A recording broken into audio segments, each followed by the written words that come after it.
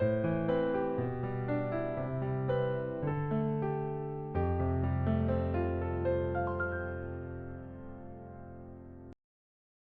기도하심으로 8월 23일 매일 주심 기도회를 시작하도록 하겠습니다.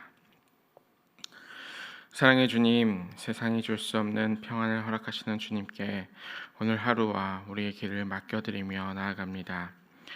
주님께서 우리의 목자 되심을 다시 한번 기억하며 나아가오니 주께서 우리의 삶과 그리고 우리의 모든 여정과 그리고 우리에게 주어지는 모든 상황 중에 만나는 이들과 함께하여 주셔서 그 사이에 그 관계 가운데 주의 뜻과 사랑이 있게 하여 주시옵소서.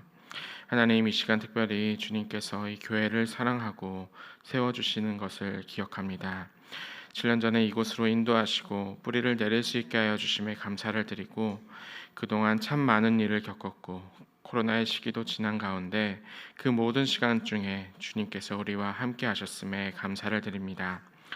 상황은 매번 예측할 수 없었고 우리의 앞길은 언제나 뿌연 안개 속에서 갈 바를 알지 못했습니다. 그러나 돌이켜보면 이 모든 것이 주님의 뜻 아래에 저희들이 움직였던 것을 보게 됩니다. 이제 예배당을 비워야 할 시기가 다가옵니다. 세상의 기준으로는 촉박하기 그지없는 시간입니다. 당장 우리의 손으로 할 수 있는 것이 많지 않은 것처럼 보이지만 바로 이때에 오히려 주님께서 우리를 위하여 일하고 계심을 믿습니다. 하나님의 때와 방법이 우리 교회 가운데 함께하여 주셔서 주님의 인도에 따라 그 걸음을 움직일 수 있게 하여 주시고 특별히 주님의 마음과 지혜를 이 시간들과 그리고 방법들을 준비하고 있는 당회에 허락하여 주셔서 이 과정 속에서 느끼고 있는 부담감과 어려움들이 있다면 주님께서 두 손 붙잡아 도와주시옵소서. 사랑하는 교회 학교의 모든 학생들과 선생님들 그리고 모든 성도님들이 한마음 한뜻으로 새로운 예배 처소를 위해 간절한 기도를 올리고 있사오니 이 모든 과정과 상황 끝에는 결국 하나님의 이름이 드러나는 시간이 되게 하여 주시옵소서. 이제 말씀 가운데로 나아갑니다. 말씀을 통해 우리에게 주시는 그 은혜 발견하게 하여 주시고 거듭되고 반복되는 그 심판의 내용이지만 그 가운데 하나님께서 절실하게 우리를 사랑하시는 것을 느끼게 하여 주시옵소서. 감사드리며 살아계신 예수 그리스도의 이름으로 기도드립니다. 아멘. 네, 오늘 우리에게 허락하신 하나님의 말씀은 예레미야 51장 54절에서 64절의 말씀입니다. 예레미야서 51장 54절에서 64절의 말씀을 저와 여러분이 교독하시도록 하겠습니다. 바벨론으로부터 부르짖는 소리가 들리도다. 갈대아 사람의 땅에 큰 파멸의 소리가 들리도다. 이는 여호와께서 바벨론을 황폐하게 하사 그 큰 소리를 끊으심이로다. 원수는 많은 물같이 그 파도가 사나우며 그 물결은 요란한 소리가 난도다. 곧 멸망시키는 자가 바벨론에 이르렀음이라. 그 용사들이 사로잡히고 그들의 활이 꺾이도다. 여호와는 보복의 하나님이시니 반드시 보응하시리로다. 만군의 여호와라 일컫는 왕이 이와 같이 말씀하시되 내가 그 고관들과 지혜 있는 자들과 도백들과 태수들과 용사들을 취하게 하리니 그들이 영원히 잠들어 깨어나지 못하리라. 만군의 여호와께서 이와 같이 말씀하시니라. 바벨론의 성벽은 회파되겠고 그 높은 문들은 불에 탈 것이며 백성들의 수고는 헛될 것이요 민족들의 수고는 불탈 것인즉 그들이 쇠잔하리라.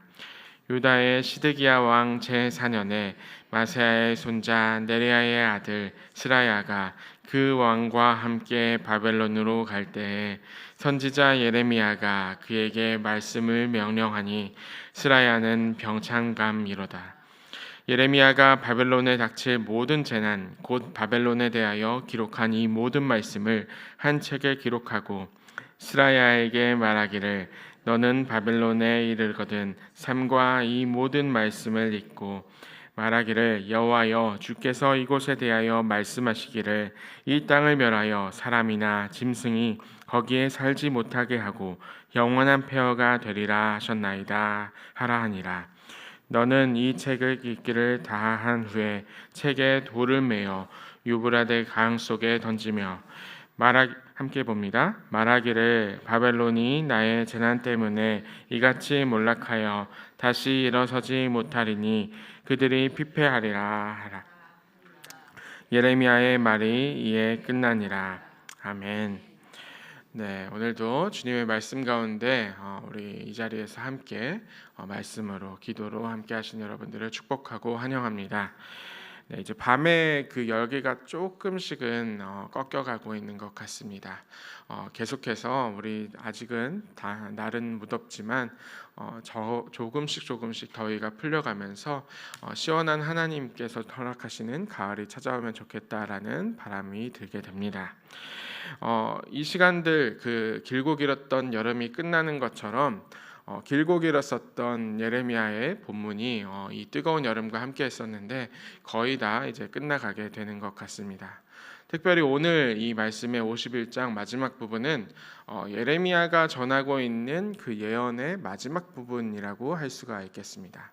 그래서 학자들 가운데는 이 예레미야서 51장이 본래의 본문의 내용이 끝나는 마침표의 내용이다라고 이야기를 하고 있습니다. 그리고 그 마침표의 끝에 하나님께서 우리에게 허락하시는 그 말이 무엇인가 하면은 결국에는 일주일 내내 반복되었었던 바벨론을 향한 그 심판의 내용이 계속해서 반복되고 있는 것을 보게 됩니다.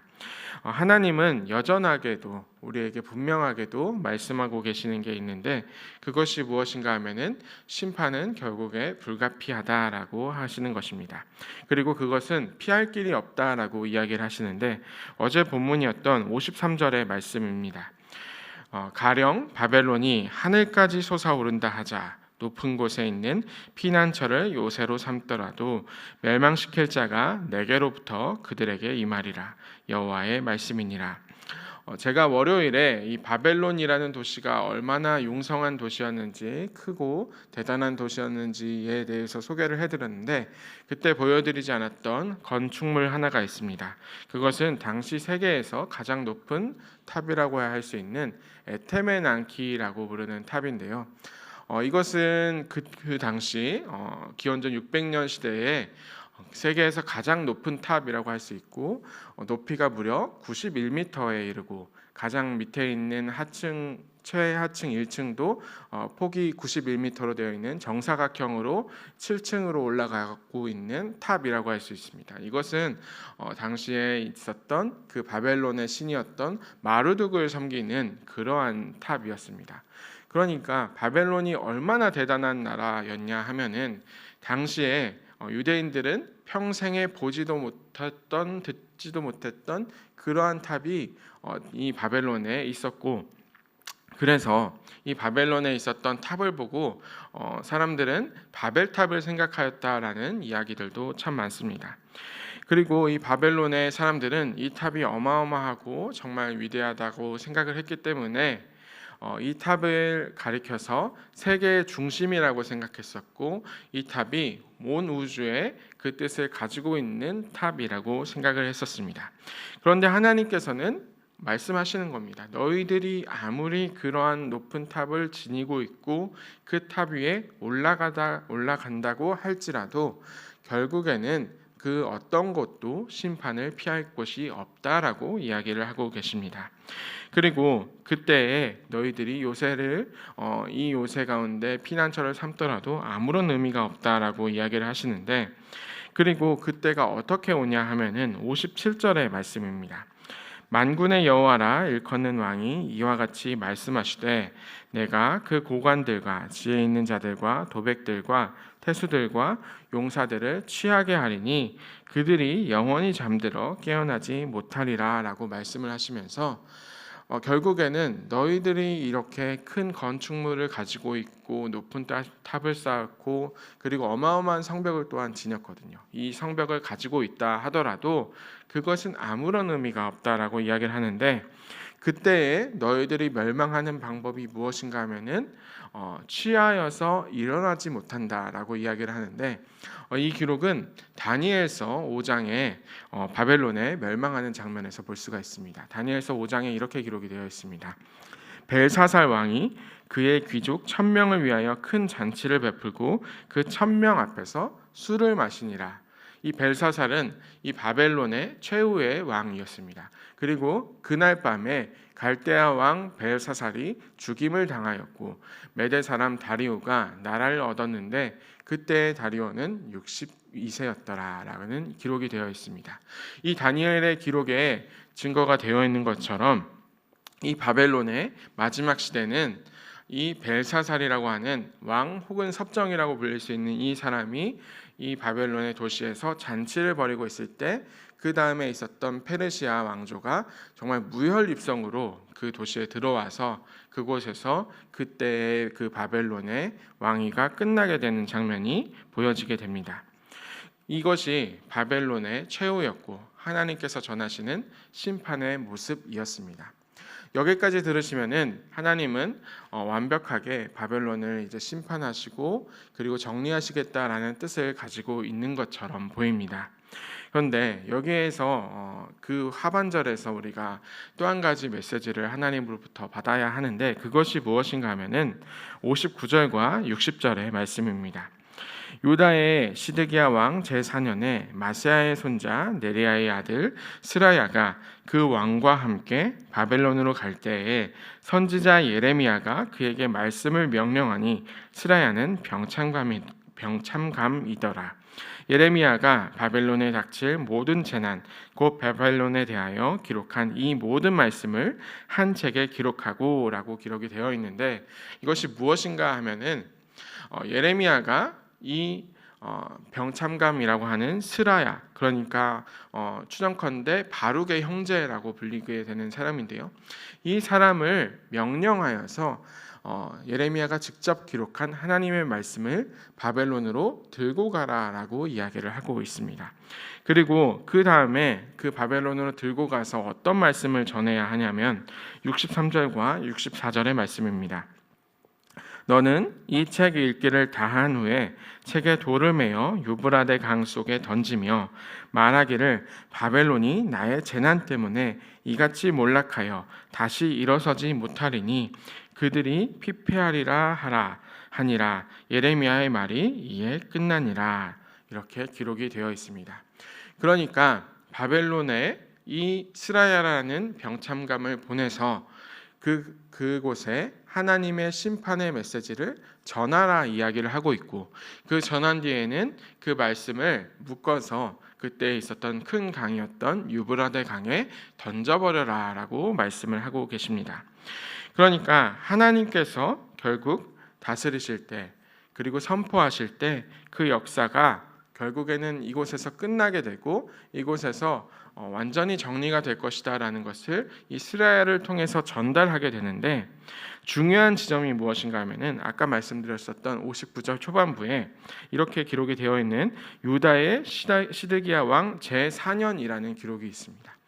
그러니까 이때가 언젠가 하면은 이스라엘이 완전히 멸망한 때가 아니라 이스라엘이 멸망하기 직전에 시드기야 왕 제4년에 스라야라는 사람을 보내어서 이 바벨론의 심판의 메시지를 전하고 있는 것입니다. 연대로 따지면은 기원전 594년 혹은 593년쯤 되는 이때에 이런 최종적인 전달자를 통해서 보내게 되는 것입니다. 여러분들은 이 연도가 나오면 그게 무슨 의미야라고 생각을 할 수 있겠지만 저는 이 의미가 굉장히 흥미롭게 다가왔는데요. 왜냐하면은 이때는 이스라엘이 아직 멸망하지 않았고 그 후에 실제로 역사가 어떻게 진행이 되냐 하면은 이스라엘은 후에 있었던 그 느부갓네살 바벨론의 그 왕으로부터 완전히 멸망을 당하게 되고 성전마저도 쑥대밭이 되게 됩니다.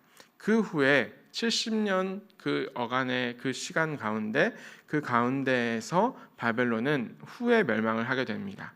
그러니까 이때에 말씀을 전하고 있었던 예레미야의 마음이 어땠는지 생각을 해보면은 예레미야는 앞서서 일찍부터 먼저 말했던 것이 무엇인가 하면은 너희들 이스라엘과 유다가 돌이키지 않으면 너희들은 멸망할 것이다 라고 이야기를 하고 있고, 동시에 그의 후에 이방 나라들에 대한 심판과 바벨론에 대한 심판을 최후에 전하고 있는데, 이 일련의 과정들이 사실은 예레미야 안에서는 하나의 과정처럼 느껴졌을 것이다 라는 생각이 듭니다.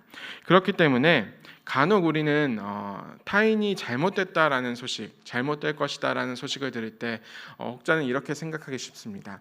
그래, 저 사람은 이제 이런저런 잘못을 지었으니까 이렇게 됐으니까 쌤통이다라는 생각을 할 수가 있는가 하면은, 누군가는 그 사람이 어떻게 잘못되었다라는 소식을 듣고 나의 모습을 고치고 나의 상황을 고치고 내가 어떻게 하면은 저 사람처럼 되지 않을 수 있을까라는 생각을 가지면서 마음을 고치게 되는 두 가지 경우로 나눠지게 되는데, 예레미야와 그리고 하나님께서 주시는 마음이 무엇인가 하면은 바벨론마저도 꺾일 것이니 너희들 이스라엘과 유다는 조심하고 이 멸망에, 이 말씀에, 그리고 이 죄악 앞에 돌이켜 회개하라는 말씀을 다시 한번 전해주고 있는 것입니다.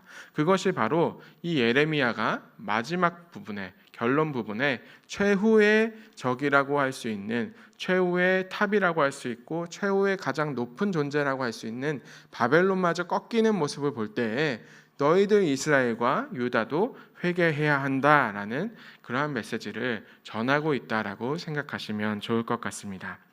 그러니까 시종 일관, 하나님께서 전하시는 심판의 메시지와 그리고 그에 대한 그 메시지는 분명합니다. 이스라엘이건 유다건 메대건 아니면 그 주변에 있었던 모든 나라들과 그리고 앞서 말씀드렸던 에테메네앙키의 높은 탑을 지니고 있는 바벨론이라고 할지라도 죄악 가운데 있다면 그것은 결국 멸망할 수밖에 없는 상황 중에 있다라고 말씀하고 계신 겁니다. 그렇기 때문에 오늘 저에게 주시는 이 말씀을 받았을 때에 저는 이제 그 말씀을 잡아서 이렇게 묶어서 한강에다가 이렇게 던지고 그렇게 나아가야 할 것 같은 마음이 드는데요. 그 마음이 들 때에 하나님께서 우리에게 주시는 또 한 가지의 마음이 무엇인가 하면은, 앞서 이야기했듯이 심판의 그 속성 가운데 그것을 뒤집으면은 그것은 구원에 대한 하나님의 사랑의 표현이다라는 말씀을 여러분들 계속해서 지속적으로 들었을 것입니다. 하나님께서 꾸준히 어떠한 상황 중에도 심판이 일어날 수밖에 없다라고 강조하시는 까닭이 무엇인가 하면은, 하나님께서 어떠한 상황 가운데 어떠한 순간 가운데도 하나님께서는 우리를 사랑하시고 많은 이들이 돌아오기를 바라고 계시기 때문입니다. 요한일서 4장 16절에 하나님께서 사랑이시다, 하나님은 사랑이시라라는 말씀이 기록이 되어 있습니다. 하나님이 사랑이시라는 기록은 어떤 말씀이냐 하면은, 우리가 흔히 이제 대중가요에서 서로가 이렇게 사랑을 하고 이렇게 사랑 노래를 부를 때 대부분의 우리 인간적인 사랑은 누군가의 결핍을 채워주는 형태로 되어 있습니다. 그래서 네가 필요해, 뭐가 부족하니까 나를 더 사랑해줘라는 그러한 식의 사랑의 표현들이 있는데, 하나님은 사실은 우리의 사랑과 전혀 다릅니다. 하나님의 사랑이 무엇인가 하면은, 하나님은 어떤 것도 결핍되어 있지 않고 부족한 존재가 아니기 때문에 하나님은 그 자체로 필요한 것이 없으십니다. 필요한 것이 없으시기 때문에 우리를 사랑하시는 것이고, 필요한 것이 없으시기 때문에 우리에게 지속적으로 변함없는 그 사랑을 전해주고 계신 분이십니다. 왜냐하면 하나님께서는 태초부터 계셨던 존재이고 스스로 충분하신 분이십니다. 그러한 하나님이 우리에게 무언가가 필요해서 사랑하시는 게 아니라, 하나님은 오히려 부족함이 없었기 때문에 우리를 일관되게 사랑하셨고, 부족함이 없었기 때문에 사랑하셨기 때문에 이 세상을 창조하셨고, 사랑하셨기 때문에 죄로부터 갈라지고 있는 세상 가운데 그의 아들이었던 예수 그리스도를 보내셨고, 예수 그리스도를 통해서 우리를 구원하신 다음에 우리에게 주신 그 성령을 통해서 그 구원의 길로 가도록 우리를 인도하고 계시는, 계속해서 꾸준히 우리를 사랑하시는 분이십니다.